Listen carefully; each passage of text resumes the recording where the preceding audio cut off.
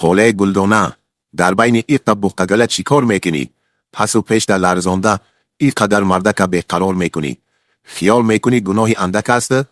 اولی تا یک ماه ای سولدتای گرسنه به خود نمیآیند. لرزانیدنهای تو را تصور میکنند و به فکر تو خواب میروند.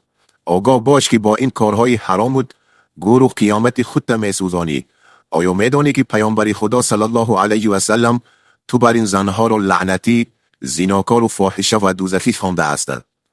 در روایت مسلم آمده است که پیامبر خدا صلی الله علیه و سلم صفت زنان دوزخی را چنین بیان فرمودند که لباس پوشیدن ولی با وجود آن برهنه و لوچ هستند. یعنی لباس آنها تنگ و تنوب یا نیم برهنه است. آنها داخل جنت نمیشوند و حتی بوی جنت هم در مشامشان نمیرسد. و در روایت دیگر این حدیث با چنین الفاظ آمده است که پیامبر خدا صلی الله علیه و سلم میفرمایند چنین زنان را لعنت کنید زیرا آنها لعنت شده هستند. در روایت ترمذی آمده است که پیامبر خدا صلی الله علیه و سلم میفرمایند هر زن عطر زده به بیرون برآید و بوی عطر او به مشام مردها برسد پس چنین زن زیناکار است. یعنی گناهش برابر گناه زیناکاران است.